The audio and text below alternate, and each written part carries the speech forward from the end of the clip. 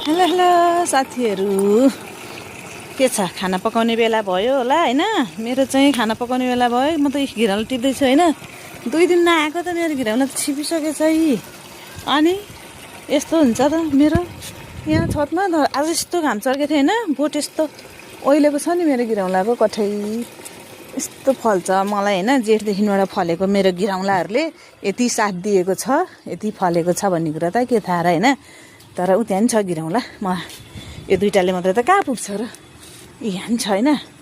यो नि टिप्छु मैले अहिले। अनि यहाँ देखाउन खोजेको के तरकारी जे भयो नि के पकाएर खाने भन्ने मात्रै आउँछ हैन। यहाँ चिचिन यहाँ पनि भएको छ। ल झऱ्यो नि त यो त बेला भयो नि टिप्ने। यहाँ पनि छ हैन। यो दुईटा चाहिँ टिप्ने बेला भएको छ। अनि ल यहाँ पनि छ हैन।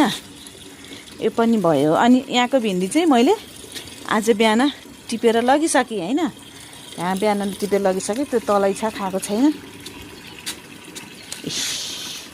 तरकारी त छ नि, भएर के गर्नु? पकाएर खाने के भन्ने मात्रै आउँछ दिमागमा। म त यस्तै छु, जति तरकारी भयो नि के खाने होला आज नआउँछ। करेला पनि छ के, यो ठुलो खाले होइन सानो खाले करेला पनि छ। तर के खाने भन्ने आउँछ हैन।